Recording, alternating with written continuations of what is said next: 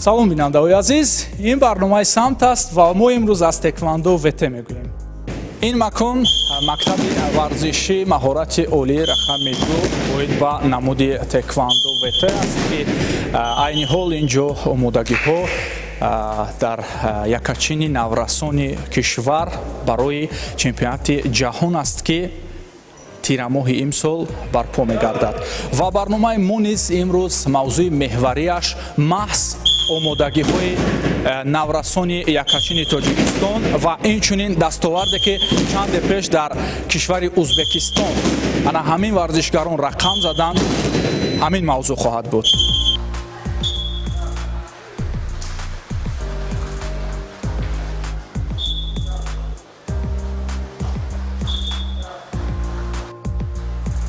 моҳи қабл дар шаҳри андиҷони кишвари ӯзбекистон мусобиқаи кушоди байналмилалӣ оид ба таеквондо вт доир гардид ки дар он теъдоди зиёди варзишгарон аз 5 кишвар мин ҷумла қазоқистон, русия, ӯзбекистон, тоҷикистон ва қирғизистон ҷамъ омада буданд. ҳайати бисёрнафараи наврасону ҷавонони федератсияи таеквондо вт-и тоҷикистон дар ин мусобиқа иштирок намуда малака ва сатҳи хуби омодагии худро нишон доданд. назди мо сармураббии дастаи мунтахаби наврасони тоҷикистон оид ба теквондо вт аст Далер Фозилов ва Далер Фозилов бо якачини наврасони мо чанде пеш аз мусобиқаи ки дар кишвари ӯзбекистон мусобиқаи байналмилалӣ барпо гардид ҷамъи медалҳоро ба ватан биёранд. устод айни ҳол акнун сари масъала бо шумо ҳамсуҳбат мешавем ва бигӯед ки чӣ шумора медалҳо буд ва натиҷаҳои бачаҳо то куҷо қаноаткунанда буданд. Ассалому алайкум. Мо мехостам натиҷаи бачаҳоро ҳамчун қаноатбахш муаррифӣ кунам ки барои ки тӯли тақрибан 10 соли натиҷаи хуб набуд. Дар он мусобиқа медалҳои тилло дар ин мусобиқа дастпарварони дастаи якачини ҷумҳурии Тоҷикистон 4 медали тилло гирифтанд, 5 та медали нуқра гирифтанд, 6 медали биринҷӣ гирифтанд. ин шумораи медалҳо рабт доранд ба мунтахаби наврасон. дастаи мунтахаби ҷавонони мо низ дар ин мусобиқа маҷмӯи медалҳоро ба даст оварданд, вале мо имрӯз бештар ба ҳайати наврасон тамаркуз мекунем. чуноне қайд гардид, натиҷаи ба даст омада аз ин мусобиқа назар ба соли қаблӣ тафовути зиёд дошт. дар ҳоле ки теъдоди иштирокчиёни мусобиқаи кушоди байналмилалӣ дар шаҳри андиҷон наздики 2000 варзишгарро рақам мезад, 15 медали наврасони моро метавон қаноатбахш арзёбӣ намуд ва дар ин баробар сатҳи нерӯсанҷиҳо ва маҳорати варзишгарони мо ба таври мусбат тағйир ёфтааст. маҳз ҳамин зарба буд ки аминҷон дар мусобиқаи андиҷон рақиби аввалини худро нокаут карда буд ва гузашта аз ин хуб ёд дорем чемпионати тоҷикистони соли гузаштаро ки ҳамин зарба бештар ӯро муваффақ мегардонид ва ин албатта яке аз зарбаҳои дӯстдоштании шумо ҳам ҳаст. чӣ гуна буд мусобиқаи андиҷон ва чӣ гуна худро шумо унҷо нишон додед? Честно сказать, очень переживал. Все-таки первые соревнования были. Как мы пришли, зашли в этот зал, такая атмосфера была, так много эмоций меня переполняло. Хорошо, что не в первый день выступал, все-таки нужно было привыкнуть к этой атмосфере. Посмотрел спарринги, уровни других команд. И на следующий день, утром я уже был решителен, более-менее был уже план на спарринг. И как мою фамилию вызвали, я немного растерялся, потому что перед боем я все-таки отдыхаешь перед боем. Вызвали, одеваю защиту, ищу носки, выхожу на татами. Смотрю, соперник вроде бы невысокий был, это более-менее дало что-то. И на татами сел, очень растерян был, не знал, как начать уже. До этого план был, но когда выходишь на татами, это уже все по-другому. Начал спарринг, что-то прыгнул, замечания уже дали, но все-таки тренер сказал быть спокойным. Потом дальше, как обычно, работал, увидел момент, решил 2 шаги повернуться, вроде бы хорошо зашло. Смотрю, соперник согнулся. Судье говорю, начните счет. Она просто смотрит на меня. Она тоже в шоке. Камчон дает. Потом тренер Акай Далер Сают уже кричит, дайте счет, откройте счет. Потом все-таки она открывает. 10 секунд проходит, мне победу дают. Это мне дало очень большую уверенность для следующего боя. маҳорати хубро варзишгари дигари мо дар вазни то 45 кило нишон дод ва медали тиллои дигарро ба мунтахаби Тоҷикистон таъмин кард. ман дар шаҳри Андиҷон 4 рақиб доштам, 2 тааш аз Узбекистон, 1 тааш аз Тоҷикистон, 1 таи дигараш аз Қирғизистон ва ман тавонистам ҳар чори онҳоро шикаст диҳам ва рақиби якуми ман аз Ҷумҳурии Узбекистон буд ва ман уро бо раундҳо 2-0 шикаст додам ва рақиби дуюм ҳам аз Узбекистон буд ва ман уро боз тавонистам бо раундҳо 2-0 мағлуб кунам ва рақиби сеюмам аз Ҷумҳурии Тоҷикистон буд. ман бо ӯ қувваозмоӣ карда ва тавонистам онро мағлуб кунам ва рақиби финалии ман аз Қирғизистон буд ва ман бо раундҳо бо ӯ 2-1 бо раундҳо тавонистам ӯро шикаст диҳам. ташаккур ба устодони ман ки Далер Фозиров, Рамазон Қиёсов ва Хотамов Муҳиддин тавонистанд маро ба ин мусобиқа тайёр омода карда ва ман дар он ҷо иштирок карда сазовори ҷои аввал гаштам. боиси хушнудист ки дар қатори бачаҳо гулдухтарон низ номбардори номи ватан ҳастанд. 2 нишони тиллои дигарро маҳз варзишгарбонувони мо ба мунтахаби кишвар ворид карданд. Аниса Кантаева дар вазни то 45 ва Мария Палтаракова дар вазни то 52 кило рақибони пурқуввати худро мувоҷеҳ ба бохт карда парчами Тоҷикистонро дар ин мусобиқа парафшон намуданд.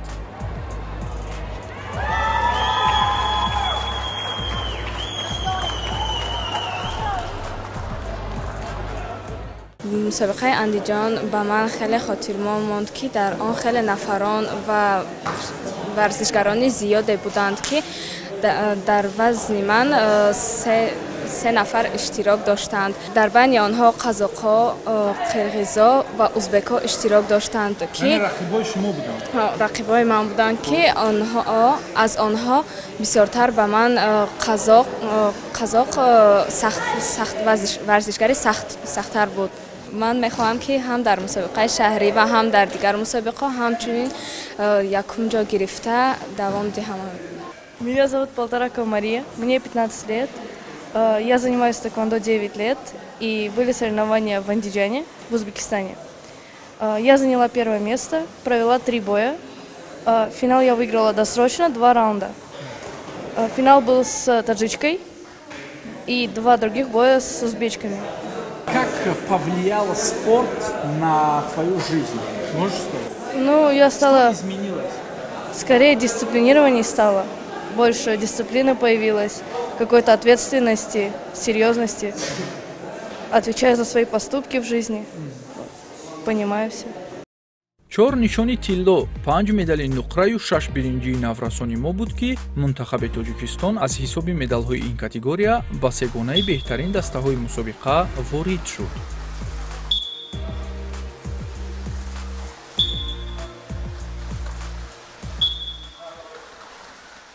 ман дар давлати Узбекистон, шаҳри Андиҷон сазовори ҷои дуюм гаштам ва 2 касро мағлуб гардонидам.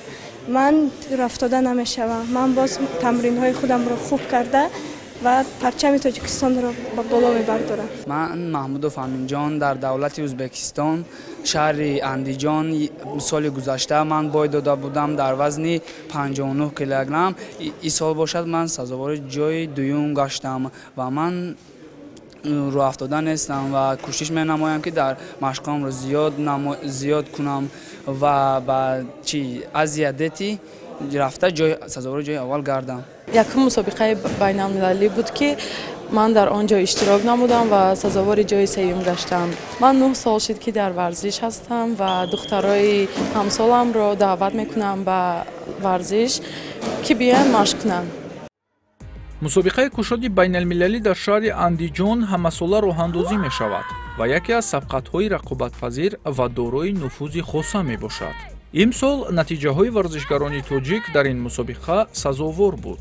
дар маҷмӯъ мунтахаби тоҷикистон аз ин мусобиқа соҳиби 22 медал шуд ки 6 тоаш тилло, 5 нуқра ва 11 биринҷӣ ҳисоб карда мешавад.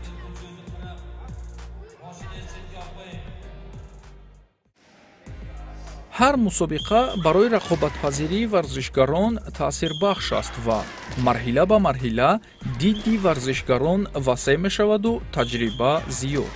мунтахаби наврасони тоҷикистонро қаҳрамонии ҷаҳон аз пеш аст ки тирамоҳи соли равон дар назар аст.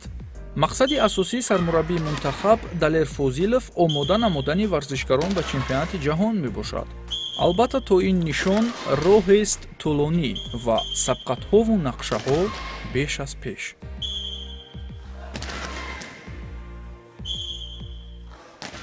мо ҳаракат кардастем ки ҳамин дастае ки ҳозир дар ҳамин ҷо машқ мекунад, ҳаракат кардастем ки ин дастаро камтар усулҳои пешрафтаи ҷаҳонӣ хати тамрин диҳем ки дар пеш мо тайёрӣ ба чемпионати ҷаҳон дорем ва ин дастае ки ҳозир дар ин ҷо тамрин менамояд дар соли 2025-26 метавонанд баромад кунанд дар бозиҳои олимпии ҷавонон. ин солҳои 2009 варзишгаро мо ҳама ҷониба аз ҳозир сар кардем тайёриро ба бозиҳои олимпии ҷавонон. нақшаи мон ҳамин аст ки якумин нақшаи ман дар он аст ки селексияи варзишгарони беҳтаринро кунам. мисол дар дастаи мо ҳозир дар дастаи Якачини ҷумҳурии Тоҷикистон тақрибан 26-27 нафар варзишгар тамрин менамояд. мо баъди як моҳ баъди ки варзишгаронимон имтиҳоное ки дарсишона меспоранд, мо сафар дорем ба Узбекистон, ба шаҳри Намангон. дар он ҷо машқҳои ҳамбастагӣ мешавад аз тарафи 5 давлат. дар он ҷо мерем, варзишгаронмонро мебарем, баъд месанҷем, мебинем ки мутобиқи мисол фишориҳои вазбин ҳастанд ё нестанд. албатта ташкили мусобиқаҳои бештари дохилӣ ва сафарбарии варзишгарони арзанда ба сабқатҳои байналмилалӣ механизми асосии муваффақияти ҳар як навъи варзиш маҳсуб мешавад.